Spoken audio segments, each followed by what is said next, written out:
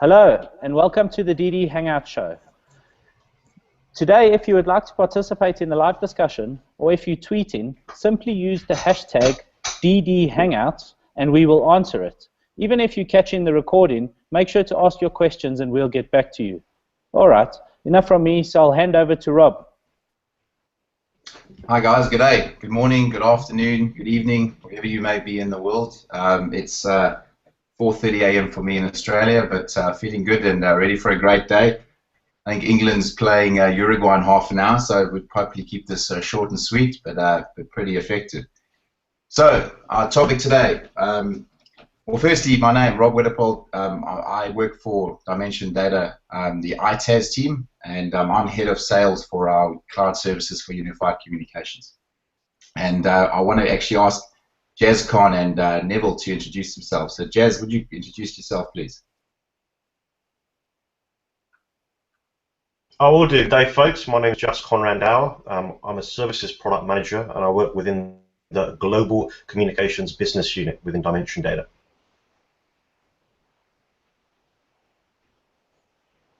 And good evening, good afternoon, guys. I'm Neville. I'm in our global technology or communications group in Dimension Data, and I'm the director of technology. Great. Thanks, Neville and Jazz. So, unified communications and cloud, logical next step or a leap of faith? I think the concept of cloud services and unified comms has been a hot topic for quite a while now. With promises of significant cost savings, reduction in operational and resourcing requirements, more agility, a quicker time to market, strong increases in adoption of UC services. All these topics, all these trends are definitely we'll be seeing in certain cases. But the reality of it is many of our clients that we're talking today are in a holding patterns as to what the next decision needs to be. And they are struggling to see what their next big step needs to be in terms of their existing UC investments. Many large organizations are not really ready to give up ownership just yet of their existing UC assets. Or they see it maybe as too much of a risk to hand over all the keys to a third-party provider. They're finding there's probably a lot of more work to be done in terms of, consolidating their internal network. Normally that's fragmented. They're looking for a lot more options and maybe a bit more flexibility in terms of choice and sort of a migration path for them. So with that sort of background, in today's hangout, I thought it would be better to change it around a bit, and I thought it would be better to have a chat between us on the call. So with that, I'm going to be known as Risky Rob. I'm the pure optimist. I'm the one that sort of is everything should be about cloud. Cloud is the future, and you better get on board very quickly, otherwise you're going to be left behind. Then Neville's going to be known as Nervous Nev. Now he's known as the sanity checker. He's the one who's going to run through the importance of having a phased approach when we look at cloud services. And he's also going to look at the reality of what clients are currently faced with today in terms of disparate networks and areas to look out for before making any commercial decisions. Then we have Jazzy Jazz. Jazzy Jazz, he's going to be known as the insurance policy. He's the helping hand. He's going to be he's going to help us run through the importance of managed services in any cloud conversation. The challenges our clients are facing today where no managed services exists, and how it can actually directly impact the uptake or the indirect services that you can actually have on that. So with that, talking to you, Nervy Nev and Jazzy Jazz, moving to clouds is obviously the right move. I mean, we're going to save lots of money and it's going to make me look good. So I don't know why you guys keep arguing about this. Cloud's going to give me access to all the latest and new technologies. And within days, I'm told, I'm going to be able to integrate all these services in the back end, and I'm going to have access to these new and cool features and functions.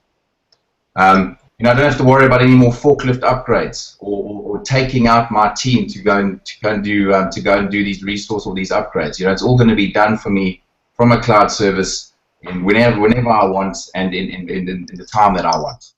It's going to help me increase my adoption. My biggest problem at the moment is I'm not really seeing a lot of adoption in my business. And I'm seeing that cloud is going to give me that adoption, that automatic adoption. People are going to just start using it because it's easy to access, it's easy to consume. So with that, I'm going to start with you, Nervous Nev. So why are you so nervous? Why are you so nervous about this stuff? So it's a good point, Rob. I mean, it's the question I often ask myself is this not just one of those fads that the analysts are just putting forward as, everybody should be looking at cloud and everybody should be going there. And while I understand the value of cloud and the benefits that it holds and everything that you've mentioned, I think there's a side to cloud that people underestimate. I think there's an area of cloud that and let me explain it this way. I think a lot of organizations have come a long way, especially large multinationals. They've come a long way. They've put a lot of strategies in place. Most of those strategies are around getting the best technology, the best vendor, and then making sure that the operation becomes efficient and cost-effective. And so it involves a lot more than just, a telephone on the desk and some data. It involves how are my calls being routed, how are they being connected, and all based on the fact that I want to add value to my business, but I want to contain the costs. Along comes cloud, and it's as though everybody's just regarding the last 20 years of initiatives that have happened. And I think organizations need to just sit back and say, sure, we want to get into the cloud. We want to get there. We want to add those benefits. But we've got to take a realistic approach of how do we get there? What is that journey that we're going to go along? Taking into consideration the technology. And then as far as I'm concerned, the most important is, what is your company makeup? Are you ready for cloud? As an organization, are you willing to relinquish the control of all the technology, the ownership of that technology, hand it over to somebody else to manage, and then put your business in their hands from that perspective? So operationally, I think there's a huge area that one needs to be looking at.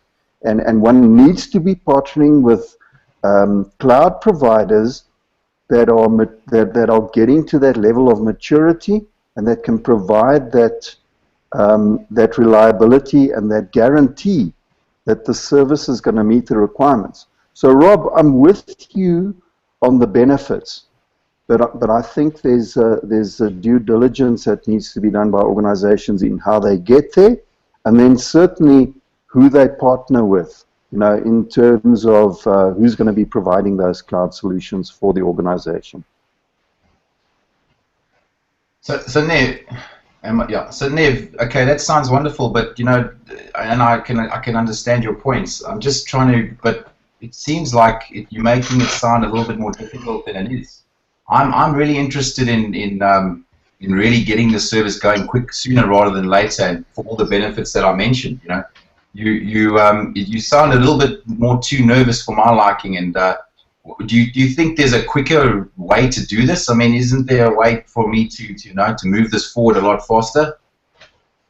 Yeah, and I think there are areas, and especially when you look at an organization and you look at areas within that organization, firstly, where there's a need for technology. The technology is out of date, it needs upgrading, it needs probably a refresh, and that might be an area where one wants to start and one wants to get into the cloud and access services and start benefiting from it in those areas of the business.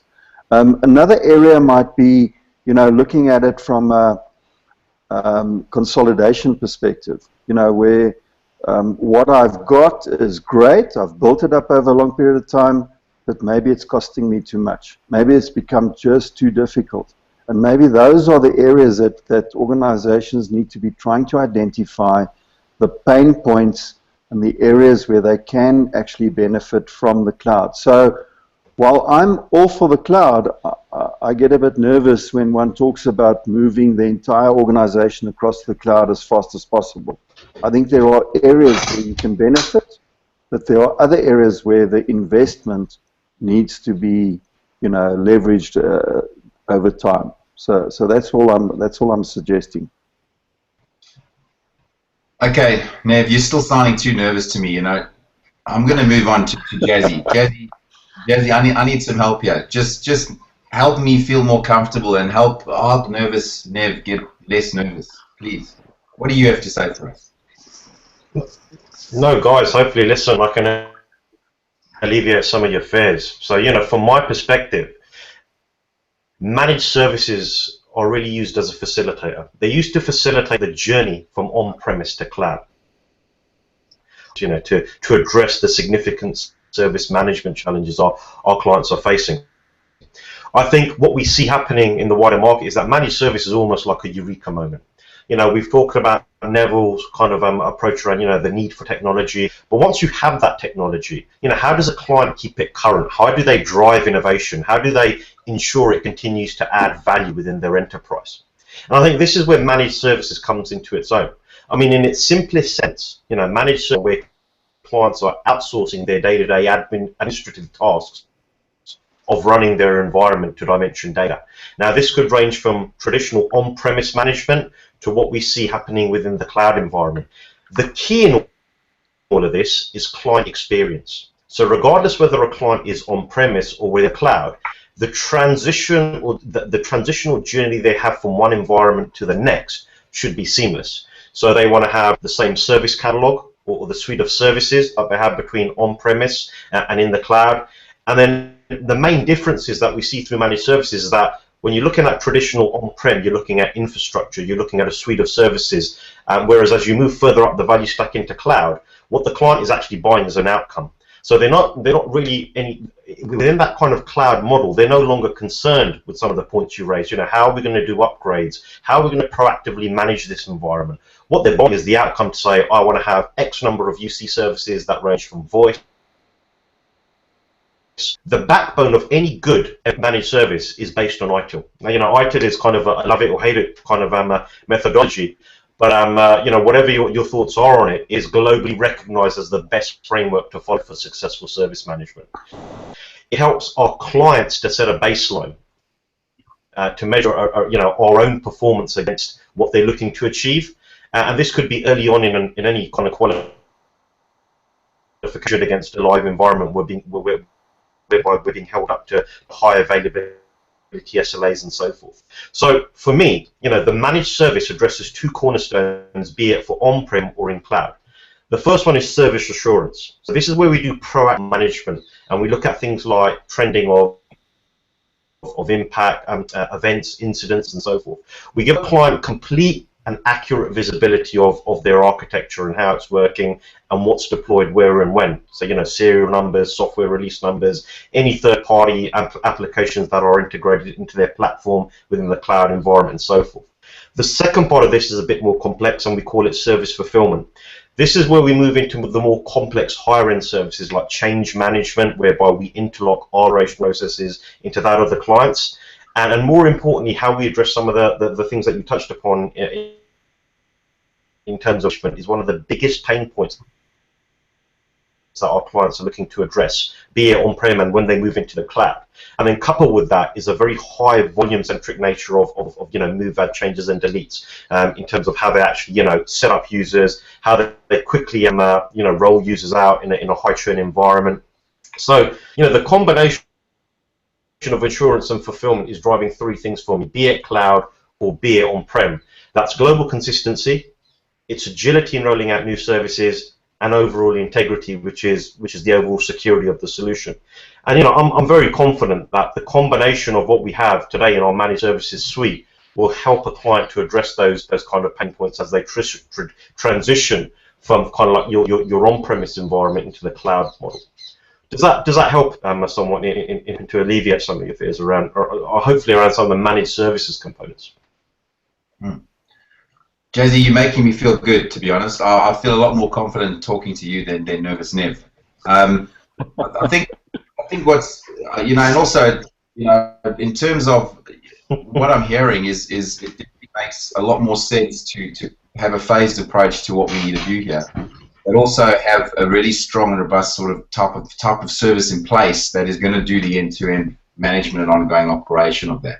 Be it, you know, be it even if because I've already got resources that are doing that today for me, right? So I'm trying to understand is if there a way for us to have a bit of a flexible model where I can actually do a bit of services myself and then use some of the services from a third-party provider, because I'm still a bit nervous about just handing over the keys to to a third party for all my services. I want to actually look at it more from a from a perspective is that I want to have a bit of a shared model approach. So I'm hoping, Jazzy, that you might be able to come up with something creative that could sort of help me to do that. Absolutely, Risky Rob. I mean, we have a sound approach in terms of moving from on-prem into what we call a hybrid model. So this is where clients elect to maintain some control or retain some source other elements into the cloud, and then as they move further up the value stack, we have the full transition into the cloud model. The beauty of the managed service that we've built is that it's a seamless journey. So be it the client wants to have on-prem some elements in a hybrid model and some elements in cloud, they will have the same suite of services that facilitate that journey right from on-prem all the way up into the full kind of public cloud journey as such. Okay, good. I think someone in the audience is agreeing or is actually helping me, because I haven't thought about this, but this is a key question, and I had actually thought I should have actually added this to my portfolio, because I'm definitely getting pushed by my management team to have everything's about SLA based and outcome based services. So what is the whole concept? And this is probably a question for both of you, Nervous Nev and Jazzy, because how are we going to manage the whole SLA process within a cloud environment? How can we put an SLA on on VoIP and that sort of types of services in the cloud? Because that is a bit of a worry for me. Granted, I haven't had SLAs for voice today on my internal network.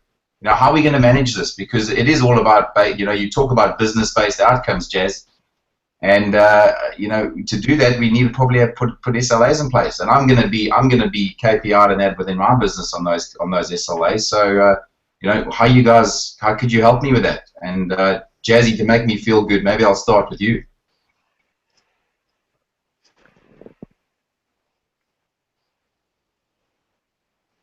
Jazzy, you there? So, Rob, absolutely. I mean, high availability around SLAs is the prime reason around one of the driving factor around cloud. So, how are we? Yeah, can you hear me? Yeah, can you hear me? Okay. Yeah, you're breaking out a bit, but I can hear you. Okay. Can you hear me, folks?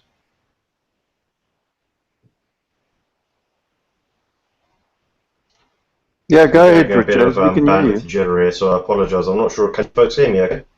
Yeah, we can hear you.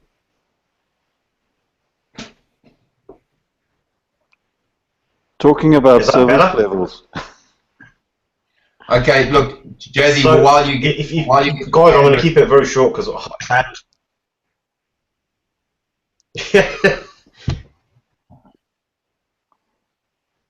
Keep going, Jazzy. Okay, so I'm going to keep it very short. That is twofold. The first is through business processes. So we've identified key business processes that we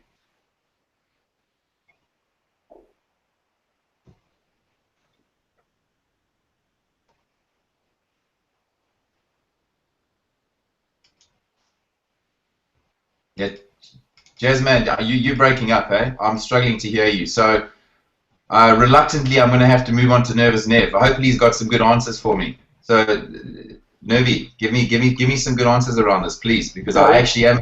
This does concern me as well. Yeah, you see, Rob, this is what I was talking about. I mean, we have to deal with bandwidth issues, and I think and service levels. I mean, it's critical to any business environment is that whatever solution we have in place, that it's reliable, it's functional, it gives me what I need, and most importantly, that it's cost effective. And I think when one looks at service levels, I think this is where a lot of cloud providers might underestimate the effort that's going to be required in delivering these services.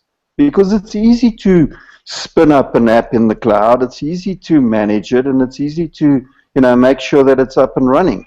But making sure that it delivers into a complex organizational environment, that takes some doing.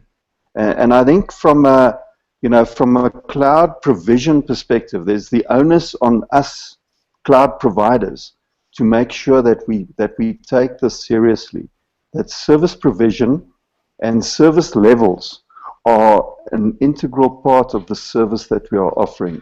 And I see a lot of solutions that are out there that look great on paper, that look great in essence because they've been based on some vendor approach to how cloud's going to be offered. But I think this is the part that gets underestimated.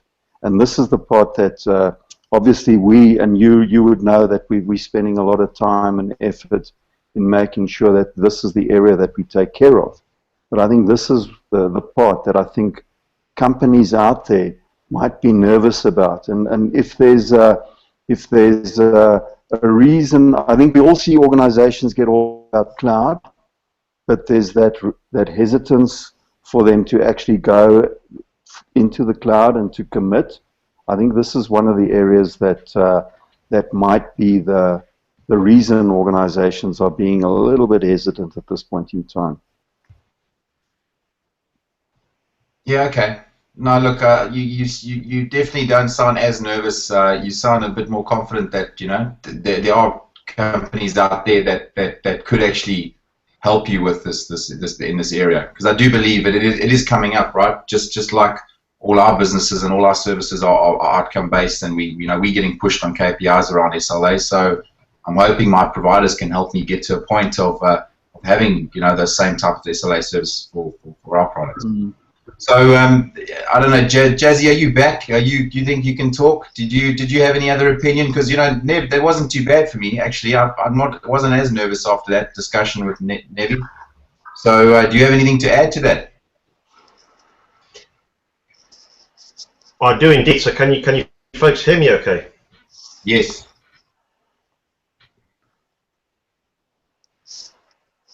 Okay. Yeah, just a couple of things to add on the back of that. So, the first way we look to address the SLA metric is through selection of tooling, what we traditional support and business support systems. Now, any go out there and buy a tool, it's a means to an end. But the intelligence is the workflow that you put on top of that tool to meet your SLA metrics. And what we've done, this is a culmination of using intellectually gathered within Dimension data over the last 15 years, having deployed over 3 million handsets and, however many kind of environments. What we're very key around is the key processes that we monitor. We develop workflows around those processes, and we then integrate those into the right BSS tooling. That enables us to achieve a kind of SLA metric a client's asking us to fulfill, 4 nines, 5 nines, or 3.5 nines availability, and we kind of put all of that in tether through a combination of people, workflow, and tools, and that enables us to make sense.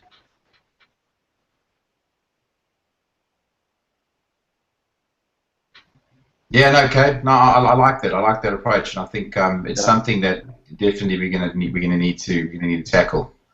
So what I'm hearing, even though Nervous Nev is definitely raising some valid points, he's giving a bit of sanity to the conversation.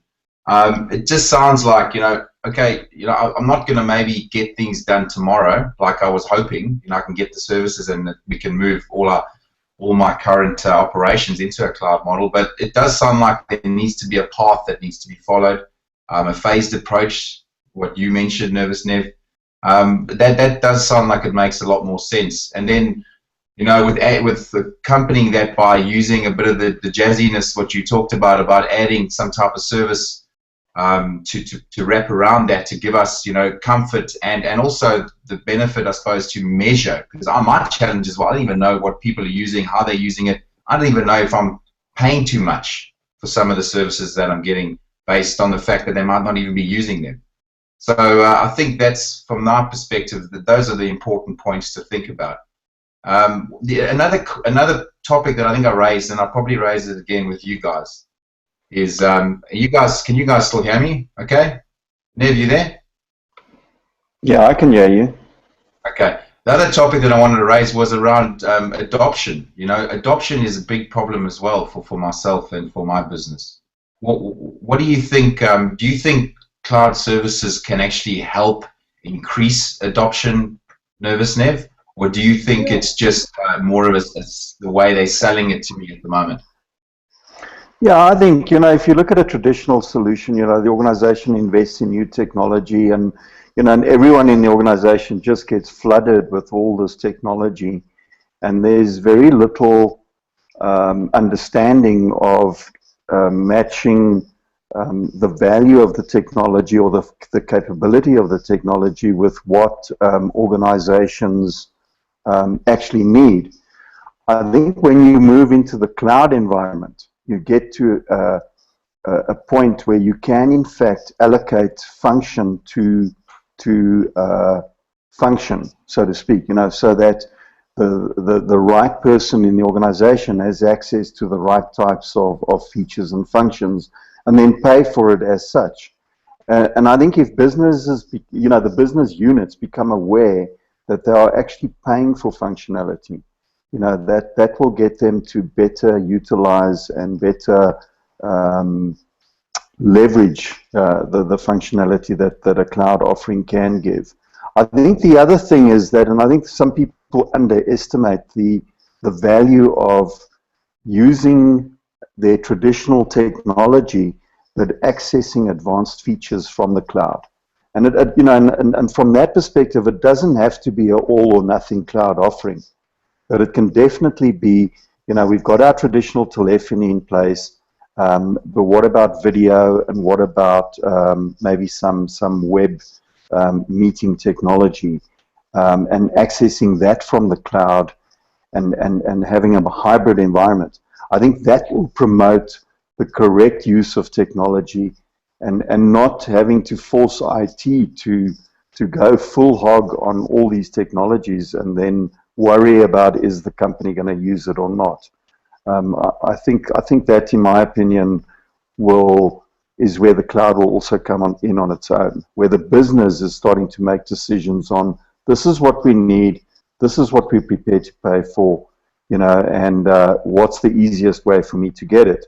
And then obviously, you know, risky from your perspective, you know, that might be where, you know, the organization is taking these risks. You know, let's get access to these advanced features, and then, you know, while IT tries to sort out the existing infrastructure. So I think there's the number of ways to look at this. Okay, no, you make a fair point. I suppose I'm only going to pay for what I consume, you know. So, and you can, if that's the case, you know, then it makes a big difference. And I think the importance of then having a service that you can measure what you're actually, the utilization or what you're actually using is really important.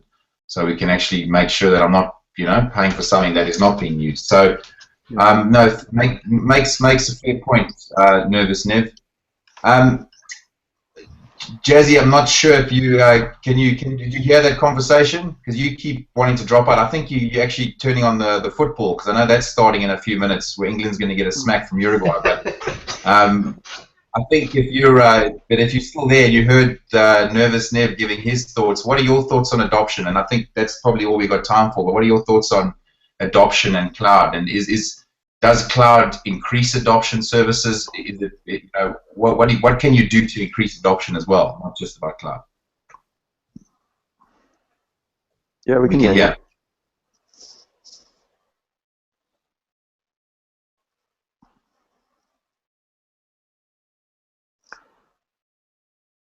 Yeah, Jazz is dropping out a bit more, Nev. So look. Yeah, no, he's not with us, it seems. Nah, to be honest, I think he's going to watch the soccer, but that's okay. Yeah. Hey, I think we've come to the hour anyway. So look, I think thanks to everyone for listening to us, to the Nervous Nev, the Risky Rob, and the Jazzy Jazz. We'll probably hopefully start making this into a bit of a series as we go along. Yeah, but I think from what I could hear, I'm pretty interested in keeping moving forward. With the journey to cloud. I can see that it is definitely a phased approach to get there. and the way you manage that sort of migration and the services you put in place are critical to making it successful. So with that, I think we are going to stop there. Is that good, JJ?